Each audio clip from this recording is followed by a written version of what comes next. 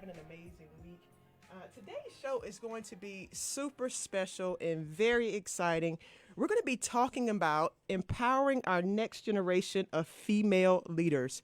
And when I think about women in leadership, whether that's in media, women in business, women in sports, or whatever arena that women want to lead in, I think it takes certain qualities and characteristics and programs and mentorships really right now for this generation to become all of who they're meant to be. And so I'm very excited and inspired by the young woman that I have in the studio with me today. She's already, and she has been, empowering the next generation of female leaders through her passion, through her company, and through her leadership in the community.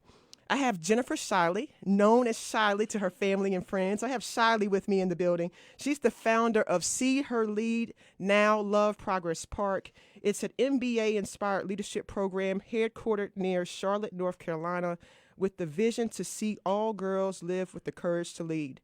She chairs the board of the Sonny Carter Foundation, serving communities by enhancing the visibility, education, and advancement of individuals facing social and socioeconomic inequalities.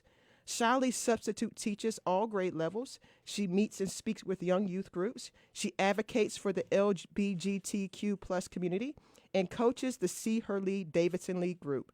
Shiley holds a Master of Education from Kutztown University, as well as 2 bachelor's degrees from Bloomsbury University in Education and Psychology. Welcome to the show, Shiley. How are you? I'm great. Thank you so much for having me here, Miss Tracy Austin. I love you. What a joy. I just need you to know, like, every time I see you and every time I see and I'm getting more involved in all the good things that you're doing, I'm just so inspired by your dedication, your work, and your commitment to your community. Tell the people a little bit about yourself. We're going to get into what you're doing, but anything else you want the people to know? Sure. No, I'm inspired by the beginning and the intro when you said I was a young lady next to you. So I'll hold on to young for a long time. So yeah, thank you. I feel young at heart. I'm an educator at heart, honestly, and I started teaching where I'm from outside of Philadelphia. Yeah. So I started at a school that was it was labeled for at-risk youth, and so my goal was to reintegrate kids back into the classroom on grade level in their academics, and then from there I transitioned down here, worked at a CMS school, and then took a position at Davidson Day School. And so, as a teacher, I witnessed a spectrum of student, whether it was resource, support from home, opportunity that was across, like from here to there, on the spectrum. And it was really apparent to me that as different as those situations were in those families, there was a commonality among kids. And that was the age group of like teenager that was really challenging. And so it was one issue on this side, it was another issue on this side, and it really... it made me understand that there's more to life than the English class I was teaching, and that was really the 4 walls I needed to kind of break outside of and create something that connected with kids and gave them the opportunity to grow in confidence, life skills, have them start believing in themselves again, and really start. We were touching on this earlier, getting over these statistics that really are against young people at that age group, and start putting them in a position where they can feel powerful and believe in themselves. Absolutely. And you mentioned, you said teenagers, and as soon as you said that, I just could feel that, so what a age of trying to figure it out, right? Like wanting to, we were kind of talking about that, be alone, but get close, but kind of playing double dutch, right? It's such a difficult age and transition. And so that's why I'm so excited about your See Her Lead, Now Love Progress Park, because when you think about the age groups in which you serve, it's such a pivotal time in their growth and development. When we think about the brain, it's like a sponge, but they're still developing. They're trying to figure out who they are, trying to make decisions. And a lot of times they're making a lot of mistakes and trying to figure those things out along the way. They're fitting into peer and social groups that have them questioning their identity. So I think what you're doing with See Her Lead, Now Love Progress Park is a game changer. And I think it's something that's going to be around and needs to be a platform when we think about the national level of where you guys are going. It's big. Thank you. Talk about that for a little bit. Yeah, so there's a statistic that we reference because it has been and is the same, that confidence in young women in particular starts to decline at age 9. So like 9 years old. 9 years old. What we want to do is obviously flip that. We want to reverse that trend. And so we created programming through Love Progress Park that builds skills, life skills, confidence, and connections so that, we can really put and I said it earlier, give young women. So you had mentioned the peer groups and trying to like integrate into peer groups that help you grow as opposed to put you in a wrong position. So we really want young people to not only look for themselves and other people, but look for themselves, like start to understand themselves. Like, how do I identify the emotions I'm feeling right now? How are they impacting my thoughts? How are they impacting my actions? Who am I going to for help? Who are my mentors? How do I find the right mentors? Who do I become friends with if I can't be friends with this person? And how am I supposed to know all these answers? So a lot of the times, part of what we do through our lead groups, and that's like you had mentioned, I coach the Davidson lead group. It's a small group of young girls who meet weekly, is really just teaching them how to ask better questions. How do I feel comfortable asking questions? Because sometimes we don't ask questions as kids because we don't want to be wrong. Right. And because being wrong says I'm failing at something, and all of a sudden I'm not just failing at a thing, I'm a failure. And it just like snowballs. And so we really just want to catch kids and say, hold up, wait a minute. Like, you're good. You're really good. You're in the right place. And I love that you're asking these questions. And let's help you kind of sort through the answers, and not give you the answers, but teach you how to find the answers through this process. And it is a process. And so our programming is a process. We try to, give that information to the parents so they don't expect like some quick fix, because confidence doesn't happen overnight. Right. I think we've got to create something in these lead groups where we're meeting year round with the girls. You said earlier, it's MBA Inspired, and that MBA style comes from the project-based learning that we offer students. So like that first year of curriculum is leadership through entrepreneurship.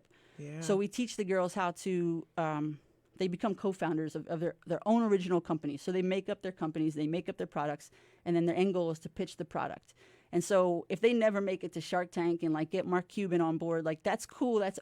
Please don't think that's the objective. The objective is to use that to give you a way to practice entrepreneurship, practice your life skills, practice presenting, practice your power poses, practice, identifying how you feel in this presentation so I can do my coping mechanisms to get out of it that you learned through the group, and then take what you learned in group and really, really apply it in your real life at home. That's the part that takes time, because that's where you have to really be a courageous leader and start to make some decisions for yourself about how am I going to implement being a leader when it's really kind of hard. Yeah. Real life situations have consequences, and so it's a process, and part of our program is to teach you and really guide you through that process. I love that. I'm going to back up a couple things that you were saying that are just really big and important points. Asking and having the courage to ask the questions. And you're so right. A lot of times when we think about our youth, and I remember growing up in an era where, you're seen, not heard, so these things in terms of asking questions and having the courage to do so, and then you guys creating an atmosphere where it's okay and you encourage them to do so is big because, and then having the co-founder of your own company, that's genius. Because now when you're thinking about allowing kids to use their creativity, and kids come up with the coolest ideas. I've run across so many kids that have just so many brilliant ideas because it's happening out of play, out of fun, no real judgment attached to it yet. Right. So you're getting them at such a great age where their little brains are firing off because they have so much exposure to everything going on social media. So putting them in positions where they're able to come up with an idea and then have to get in front of people and pitch that. Talk about the power pose. You just said something about a power pose. What does that mean? Is that like literally a pose? Literally of power? a pose, yeah. And that's based off research from Amy Cuddy, who's a Harvard researcher. And so part of, we showed the girls a TED Talk, like in a group text before, hey, check this out before you get for this week's lead up. So we get to there and we watch it again and we go through and it's like, all right, girls, you get it? Yeah. You understand what it means to be big and not be small? When you're small, you're not taking up space. You're only seen and not heard, but we want you to understand that you do get your space.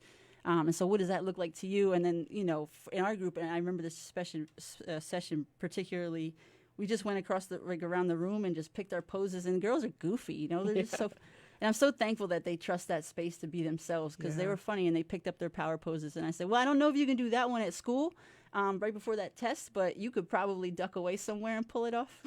But have a backup power pose because as long as you feel like you really are the confident person you studied to be on that test or you trained to be in that game, that's really what matters most. But the power poses, it's a small strategy. You can implement it anytime. And we really just want to provide takeaways for the kids so that they're not, really just left like empty-handed out there where it counts. Well, let's talk about the age group, which comes out to the See Her Lead Now Love Progress Park events. I was doing some research. You're 6th grade through 12th grade, right? Correct. And a study recently found that while 63% of 7 to 10-year-old girls feel confident in themselves, only 31% of 7 to 21-year-olds feel that way, with only a small percentage believing they have an equal chance of succeeding compared to their male colleagues. So 7 to 10-year-olds kind of having that confidence area, but between 7 and 21, 31%, it goes down tremendously. And so you're grabbing an age group, 6th graders through 12th graders, which is huge. Was that strategic in terms of knowing that research behind the group that you wanted to grab and say, hey, here's our chance? And when you talked about being 9 years old when things kind of changed, how did you guys select, how did people get actually selected to be a part of what you're doing? Well, part of it was organic, right? I was teaching middle school and high school. So naturally, that was where I connected with young people. And the circumstances I was in the schools gave me the opportunity to start this leadership. We called it a Leadership Summit back when we started this in 2012. So that was a really natural process. But as I did more research and really experiential qualitative research, and I'm starting to get out in the community and meet women who are in networking groups. I talk with administrators on college campuses, admissions directors, coaches, and they either women in network groups or in the network groups because they're trying to feel confident in themselves and their business, or administrators at colleges are looking at their teams or coaches and they can't find the leaders on their teams, and admissions directors are saying we're looking for more experiences on college applications, not just your 4.0 and all the volunteering. Like, that's great, but what is your leadership experience? When have you been through something? So we really reverse engineered like that from the perspective of, okay, how do we start the reps in leadership training now so that you have got practice under your belt. So when you are an adult and life gets a little bit harder, like every time, every stage you graduate, you're continuing to put yourself in a position to be successful as it relates to what matters to you. And so really at the age that we're working with young people, middle school and high school, again, I go back to what I said earlier, it's not a quick fix. We just want you to start practicing identifying your emotions, practicing recognizing your thinking patterns, practice understanding how what I put into my body or what I watch on my screen for hours is actually affecting the way I look at people, the way I expect something of myself.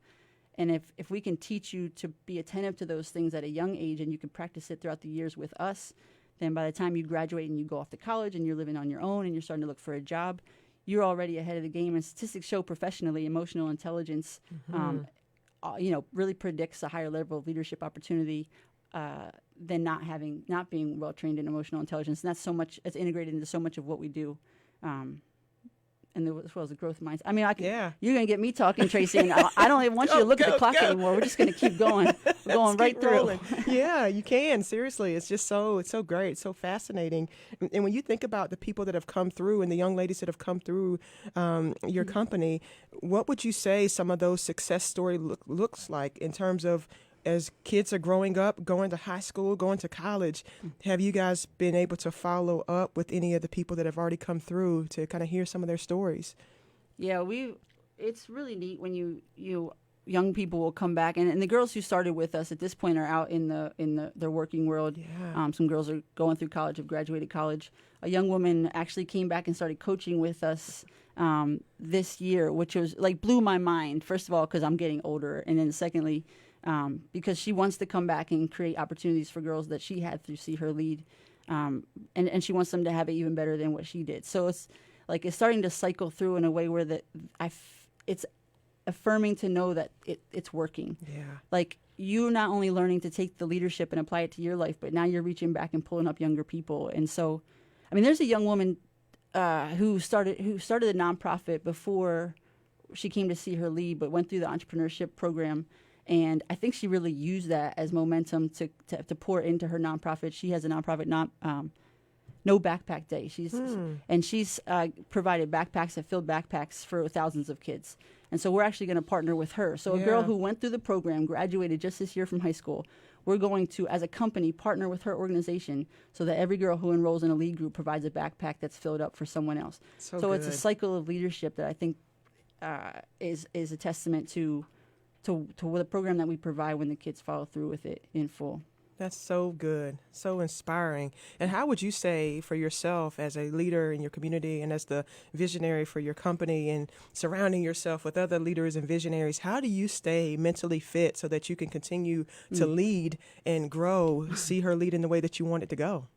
Yeah, that's a great question, and really top of mind as this is not easy work. Yeah. It's physically, emotionally, mentally exhausting. And I'm very honest about that, because there's no, like, you don't just start it one day and it's you're all good. It's very taxing. And so I've been really intentional about how I set boundaries around my time.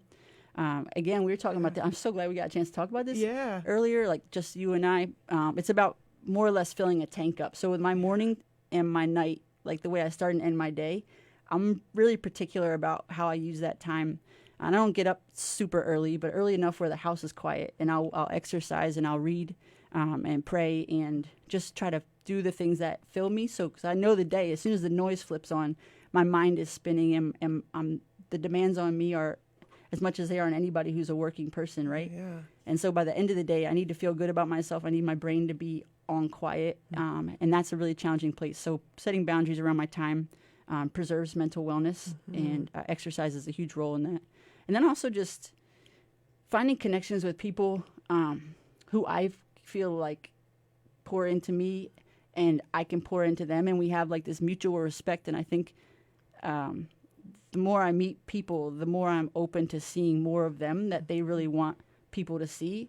And I think having a team, even if it's only a handful of people, it's who's your team. Mental wellness for me is knowing that my interests are outside of just the work I do, and that I have a lot more to me. And I think those people do as well. And it's a great place to just talk and be real and be honest and get to be you and not have expectations on you. So that's very freeing and provides some mental clarity, space, and wellness as well. That's huge. That's huge. That's huge. And I think as our community listens to the show, to hear you just continue to piggyback and say that you're very intentional.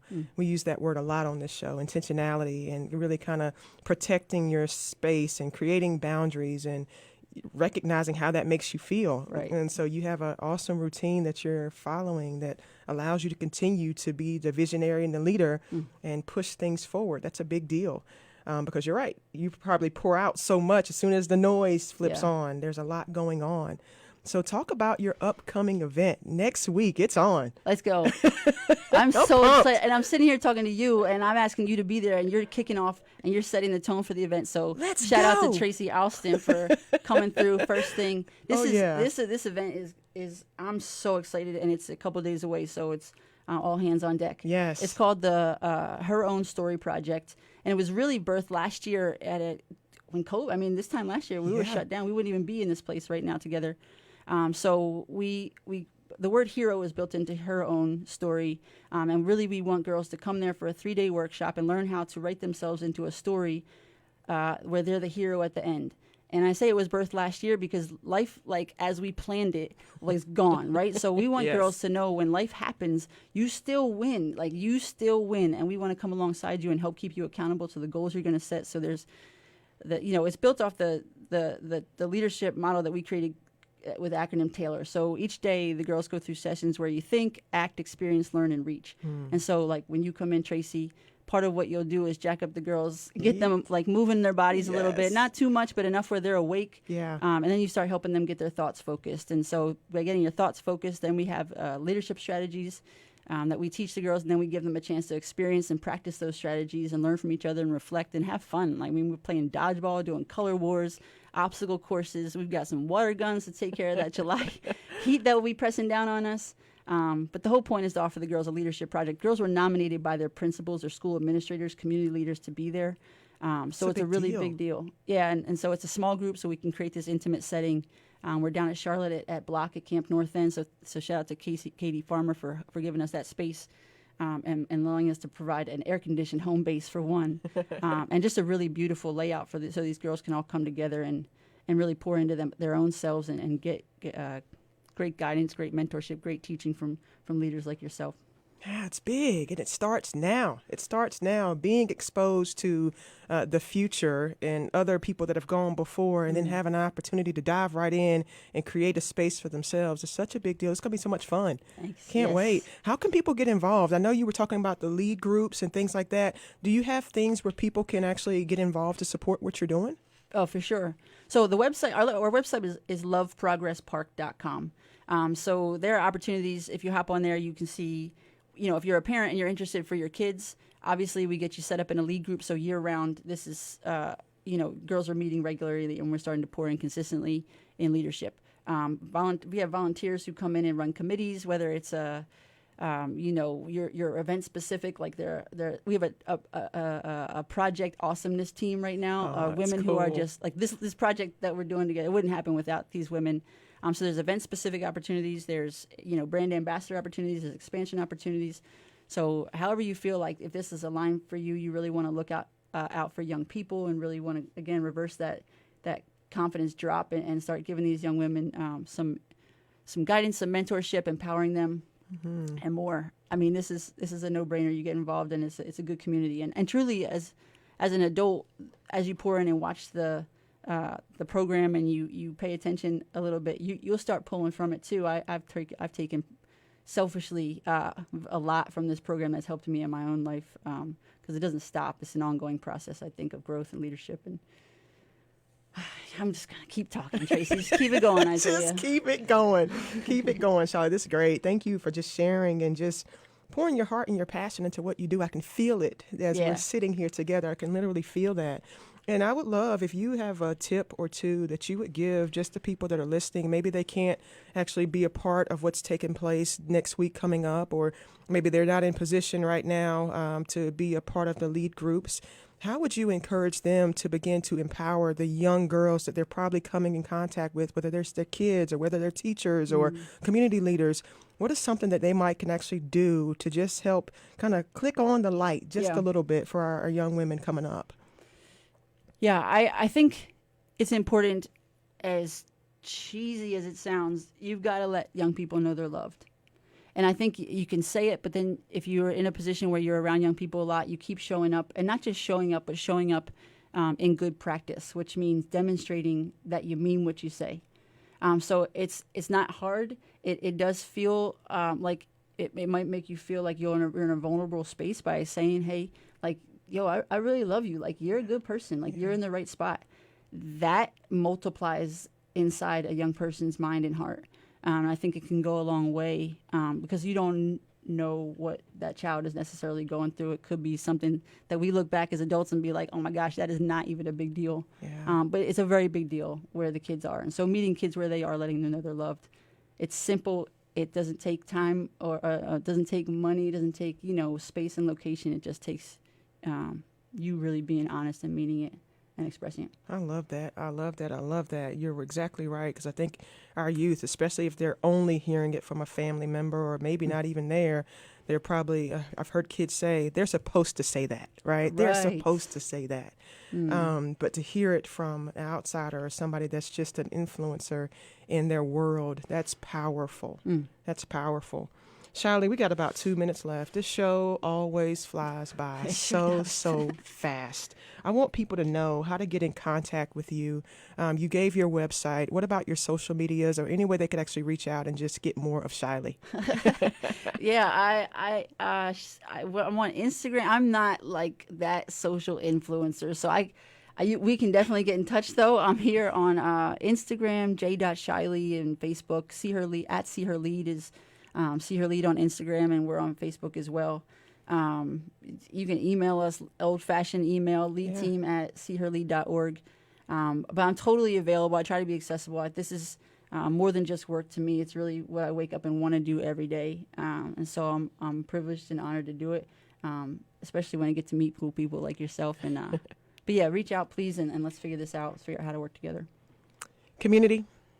She's leading the way. She's showing other people the light. She's inspiring. She's creating a team around herself and around the young women that are coming up in our future. So we can be excited about what's coming in the future for female leadership and ownership and entrepreneurship and kindness and characteristics that matter, happiness and wellness. That's what I love about you, what you're doing as well. We're teaching people to feel better about themselves, and that starts at a very young age. So thank you for all the work that you're doing and that you continue to do. I can't wait to rock out with you guys on Monday morning, kicking it off with the See Her Lead Love Progress Park. Inspire the young people in your lives. And I want my Mental Fitness Matters community to go out and shine bright like the stars that you are. Can't wait to see y'all next week. Let's go. Thank you, Tracy.